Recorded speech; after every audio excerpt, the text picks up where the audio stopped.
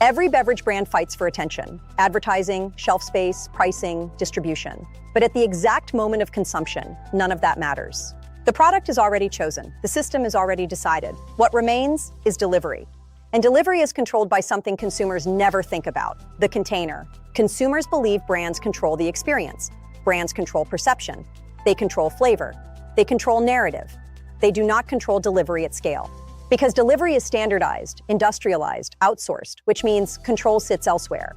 One drink is trivial. 1 billion drinks per day is infrastructure. At that scale, decisions are no longer aesthetic. They are mechanical. Weight per unit, cost per gram, failure per million. This is not branding. This is physics plus economics. Glass is strong, but heavy. Plastic is cheap, but weak. Aluminum is optimal because it balances transport efficiency, durability, and recyclability. At scale, the winner is not the best material. It is the most efficient compromise. Aluminum reduces transport weight. Lower weight reduces fuel cost. Lower cost increases margin. Recyclability reduces raw material dependency, which stabilizes supply. At scale, these advantages compound, which means aluminum doesn't just win, it locks in. Ball Corporation did not invent demand. It positioned itself inside it, between raw material and global consumption. Not visible to consumers, not replaceable for producers. That is where control sits.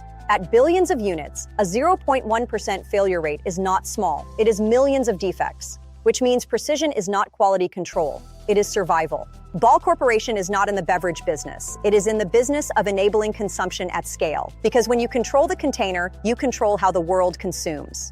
At low volume, packaging is a task. At industrial scale, packaging is throughput. Throughput determines output. Output determines revenue, which means speed is not efficiency. It is the business model.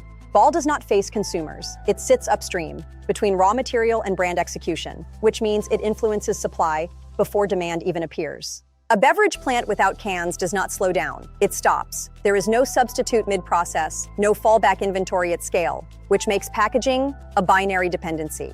Standardized can dimensions enable global compatibility. Filling lines, vending machines, transport crates, all calibrated to exact specifications. Change the container, and you break the system. Aluminum recycling reduces energy requirements significantly. Lower energy, lower cost, competitive advantage. Sustainability is not branding, it is economics. Aluminum production is energy intensive. Energy cost fluctuations propagate directly into production economics, which means pricing power is partially external. Production must be geographically aligned with consumption. Transporting empty containers is inefficient. So capacity moves closer to demand centers. Ball does not control brands. It controls what brands depend on. Invisible to consumers, critical to producers. That is where durable power exists. Every new beverage brand increases container demand. Ball does not create demand. It absorbs it. Global beverage giants operate at massive scale. At that scale, packaging disruption becomes systemic risk. Insufficient capacity loses contracts, excess capacity destroys margins, which means expansion is calculated, not reactive.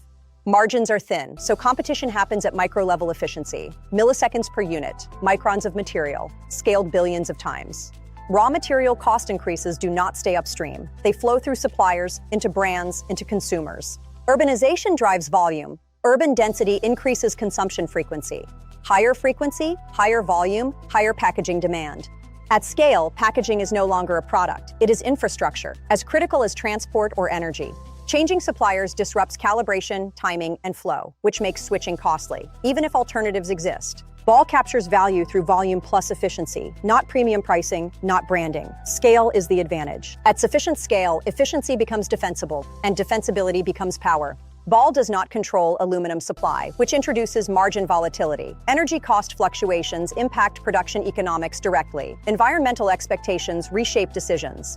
Excess supply weakens pricing power. Large buyers compress margins. Multiple pressures converge simultaneously. Aluminum's recyclability strengthens long-term viability. Reducing material per unit increases efficiency. Packaging evolves with consumption patterns.